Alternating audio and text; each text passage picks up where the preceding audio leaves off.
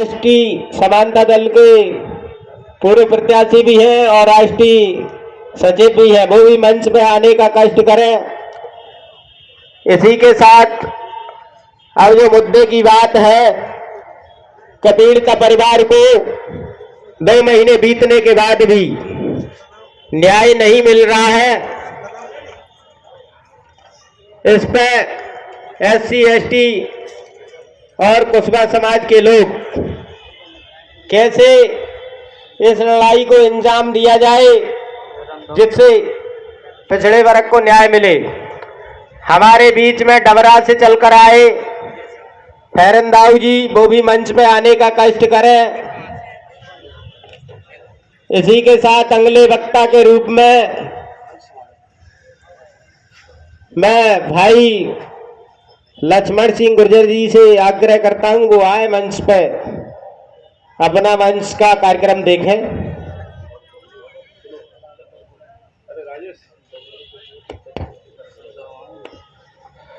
आदरणीय हमारे बीच में बबलू कुशवाहा जी सरपंच छतरपुर से जो हमारे बीच में चलकर आए हैं, वो भी मंच पे आने का कष्ट करें।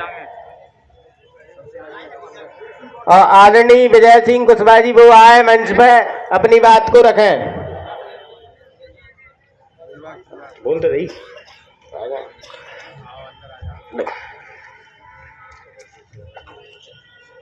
बहुत बहुत धन्यवाद संचालक महोदय। आज ग्वालियर के इस फूलबाग मैदान में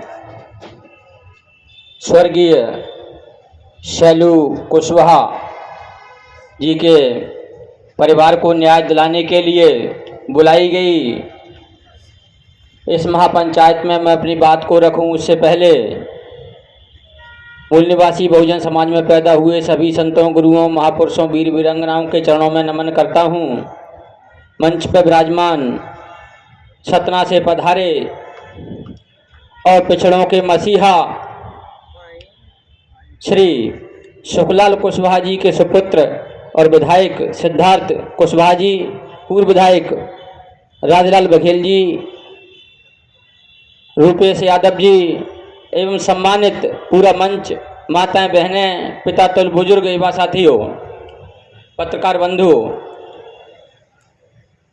जैसा कि सभी को पता है और काफ़ी लंबा अरसा गुजर गया परिवार को न्याय मांगते मांगते। पहले अपने स्तर पर परिवार ने न्याय मांगा, उसके बाद कुशवाहा समाज ने कुशवाहा महासभा के द्वारा न्याय मांगा और आज ये दायरा और बढ़ा और दायरा बढ़ के आज OBC महासभा, SC ST समाज, माइनॉरिटी समाज के बीच में आज ये परिवार यहाँ पर अपनी फरियाद लेकर आया है।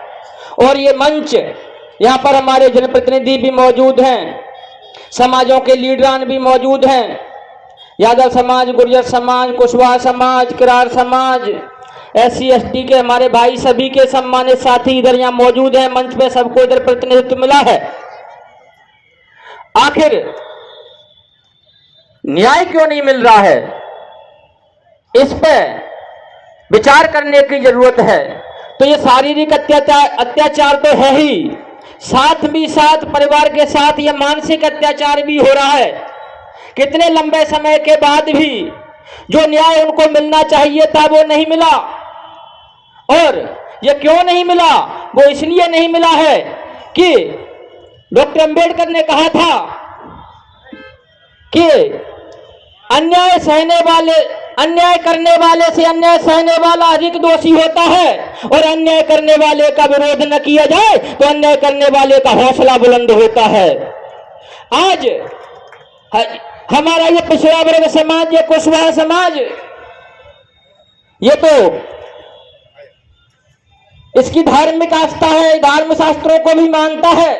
तो अन्याय सहकर बैठे ना यह महादुष्कर्म है, अन्याय सहकर बैठे ना यह महादुष्कर्म है और न्यायार्थ अपने बंधु को भी दंड देना धर्म है। और इस तथ्य को लेकर ही कौरवों से पांडवों का रण हुआ, जो भव्य भारत वर्ष के कल्पांत का कारण हुआ। यदि अन्याय के खिलाफ भाई भाई से युद्ध कर सकता है तो क्या हम लोग अपने जो वैचारिक दुश्मन हैं, जो सामाजिक दुश्मन हैं, उनसे युद्ध नहीं कर सकते, उनसे वैचारिक युद्ध नहीं कर सकते क्या? आज हम लोग कोई ये नहीं कह रहे हैं कि तुगलकी फरमान कर मारे, हमको सर के बदले सर चाहिए। सर के बदले सर मांगने वाले हम लोग नहीं हैं, हम लोग संविधान को मानने वाले लोग हैं और संविधान के हिसाब से हम तो कह रहे हैं। अभी जितनी भी घटनाएं मध्य प्रदेश के अंदर हुई और हमारे पड़ोसी राज्य के अंतर्गत होती रहती हैं, हर घटना में यह देखने को मिला कि जब भी कोई SC ST OBC और माइनॉरिटी का कोई व्यक्ति किसी अपराध में पकड़ा जाता है या इस तरह की 302 307 की घटना होती है, 376 की घटनाएं होती हैं, तो उनके घरों पर बुलडोजर चल जाता है, उनके घरों पर बुलडोजर चल जाता है। और जब यही घटना में कोई जो है जो लोग आज सत्ता सिंहासन में बैठे हैं, उनके व्यक्ति यदि कोई फंस जाता है तो ये बुलडोजर पंचर हो जाता है। आज तक ये बुलडोजर नहीं चलता है। आखिर शैलू कुशवाहा के हत्यारे, शैलू कुशवाहा मर्डर केस के अपराधियों के घरों पर बुलडोजर क्यों नहीं चल रहा है? ये सवाल यहाँ पर बैठे हुए हम लोग यहाँ पूछना चाहते हैं। आखिर उसकी दशा कहां है, क्यों नहीं चल पा रहा है? उसका कारण यह है, पूर्व वक्ताओं ने भी बता दिया कि हम लोगों को यहीं से दोस्त और दुश्मन की पहचान करना है। अभी जिन लोग जो सत्ताधारी लोग जो होते हैं, जो हुक्मरान लोग होते हैं, उनके समाज पर कभी अन्याय अत्याचार नहीं होता है। अन्याय अत्याचार गुलामों के ऊपर होता है और जो होता आया है। अब हमारे लोग कह रहे होंगे कि सत्ता में तो हमारे भी लोग हैं, हमारे भी लोग वहां बैठे हैं, लेकिन मैं आज खुले मंच से यहां से कहना चाहता हूं कि वो लोग तुम्हारे नहीं हैं, वो कृपा पात्र लोग हैं, पार्टियों के लोग हैं।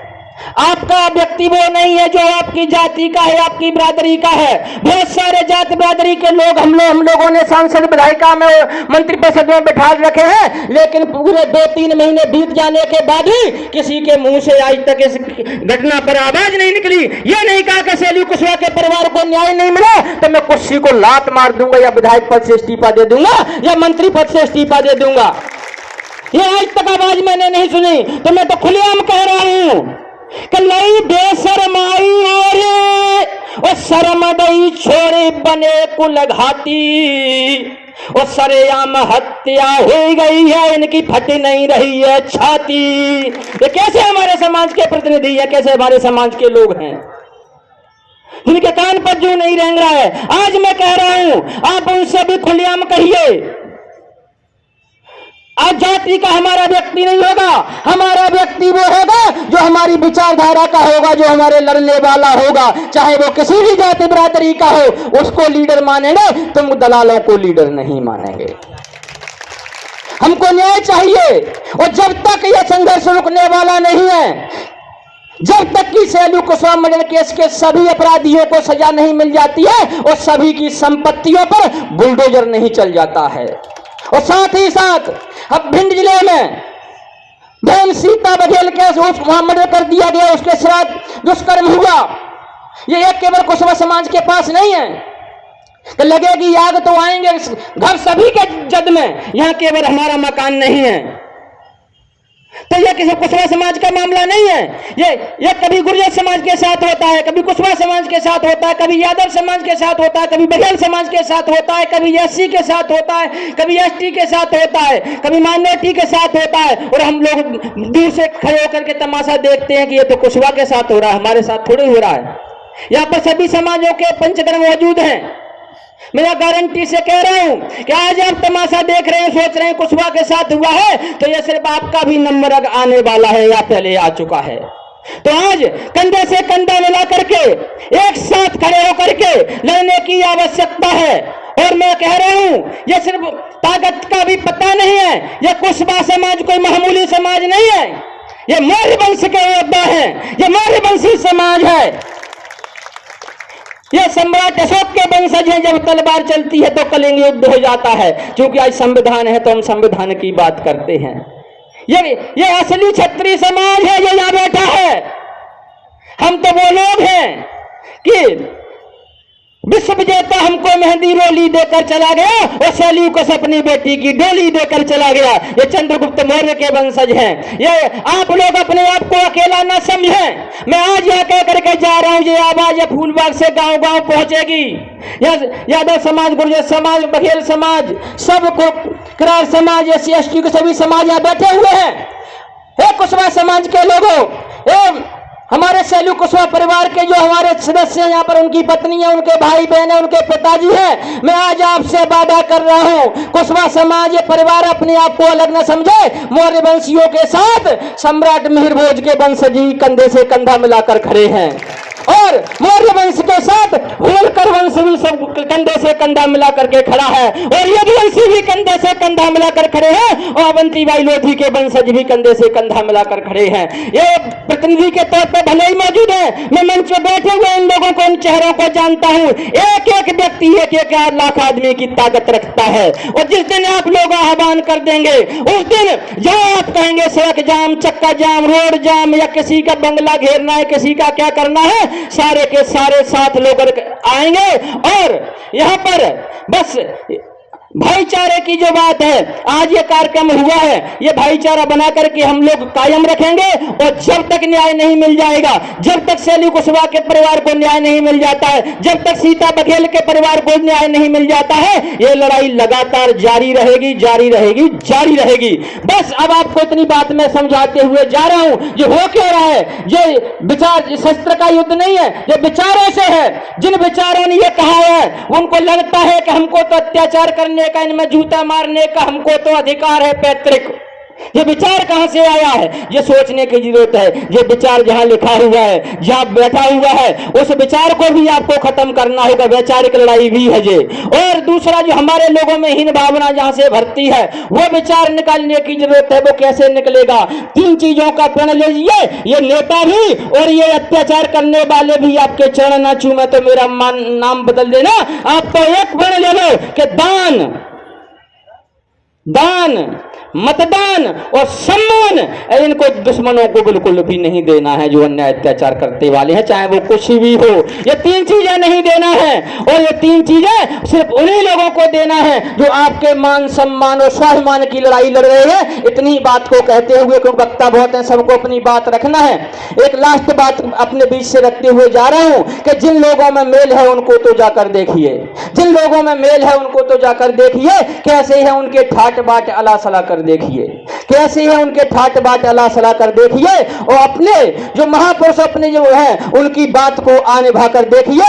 आप भी मेल का पौधा लगा कर देखिए, आप भी मेल का पौधा लगा कर देखिए। जब हम लोगों ने मेल का पौधा लगा लिया तो कोई भी अन्याय अत्याचार हमारे ऊपर नहीं कर सकता है। कुत्ते में पत्थर मारो तो कुत्ता भाग जाता है, और मधुमक्खी के छत्ते में पत्थर मांगो तो मधुमक्खी जो है मुंह लाल कर देती है। तो इकट्ठा रह के लड़ाई लड़ना है। और एक अपील करते हुए जा रहा हूं, आपसे भी कर रहा हूं और भगवान से भी कर रहा हूं, यदि वो व्यक्ति आज आपके बीच में होता, वो आपका यदि नेता आपके बीच में होता, तो किसी की हिम्मत नहीं थी कि आपके ऊपर अन्याय अत्याचार कर जाता। कौन सा?